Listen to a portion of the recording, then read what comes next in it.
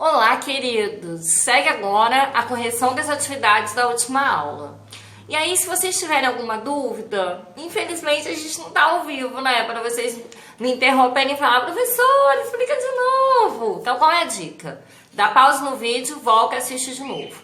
Ainda assim, ficou alguma dúvida? Registra a dúvida lá na plataforma e assim que eu entrar, eu deixo um recadinho para vocês. Se for preciso, mando uma foto com uma outra explicação, gravo um outro vídeo, tá bom? O que não pode é ficar com dúvida, gente. Um beijo! Nesse primeiro exercício, é apresentado a vocês 3 intervalos. E aí eu já os representei para depois realizarmos a operação. Então, a primeira representação é de um intervalo que vai de 0 a 10, sendo que em 0 ele é fechado, em 10 ele é aberto. A segunda representação é de um intervalo que vai de 3 a 8, sendo que em 3 ele é aberto, em 8 aberto também. E a outra representação vai de menos 2 a 6, nos 2 intervalos fechados. E aí a primeira operação que se solicita é uma operação de união. M união com N. Então, juntando esses 2 intervalos, eu preciso reconhecer nos 2 intervalos qual seria o ponto mais extremo dos 2 intervalos.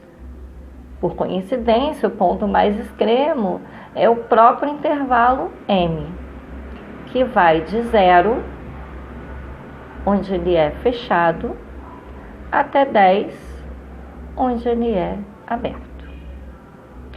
E aí na letra B eu peço então a interseção dos 3 intervalos. Relembrando, o conceito de interseção é aquele valor que está presente nos 3 intervalos. O que eu tenho presente nos 3 intervalos? Reparem, esse pedacinho aqui do meio, ó, ele está presente nos 3 intervalos. Esse pedacinho que começa em 3, intervalo aberto, e vai até 6, intervalo fechado. Nesse primeiro exercício, é apresentado a vocês 3 intervalos. E aí eu já os representei para depois realizarmos a operação. Então, a primeira representação é de um intervalo que vai de 0 a 10, sendo que em 0 ele é fechado, em 10 ele é aberto. A segunda representação é de um intervalo que vai de 3 a 8, sendo que em 3 ele é aberto, em 8 aberto também. E a outra representação vai de menos 2 a 6, nos 2 intervalos fechados. E aí a primeira operação que se solicita é uma operação de união. M união com N. Então, juntando esses 2 intervalos, eu preciso reconhecer nos 2 intervalos qual seria o ponto mais extremo dos 2 intervalos.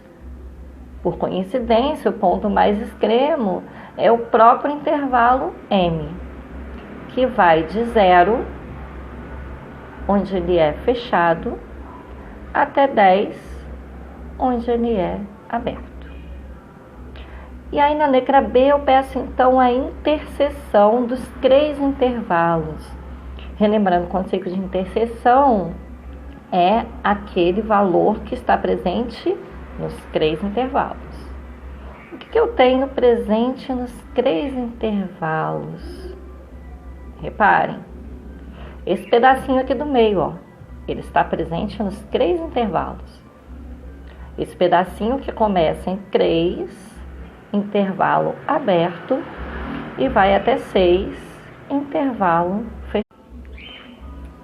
No exercício número 2, ele apresenta 4 intervalos e solicita que vocês representem de 2 outras maneiras.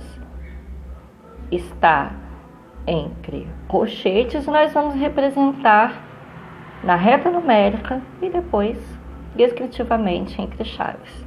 O primeiro intervalo ele vai de 6 a 10, aonde as duas extremidades são fechadas. É importante a bolinha estar fechada e eu representar aqui seu intervalo contínuo.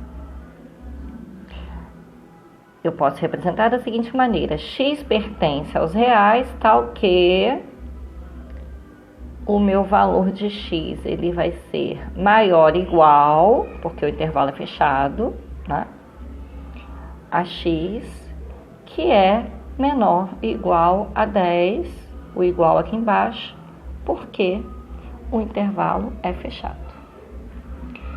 O meu próximo intervalo ele vai de -1 a 5, também fechado. Então, em -1, repare que em -1 ele é fechado e vai até 5. Não vou me preocupar com a relação entre as retas, porque nesse caso eu não vou fazer nenhuma relação, então tá tudo bem, tá? -1 a 5. Próximo intervalo vai de -6 até o 0 e nas duas extremidades fechadas. O x pertence aos reais, tal que esse valor está compreendido entre 6 e 0. Lembrando que o x ele é maior do que o -6 e ele é menor do que o 0. O último intervalo, ele vai de 0 a infinito. E aí eu tenho um negocinho para dizer para vocês. A gente não criou infinito na aula, né? Antes da quarentena. O infinito, se ele é infinito positivo, é para lá. Se fosse infinito negativo, seria para cá. E aí eu faço uma retinha que vai até a seta. Tá vendo?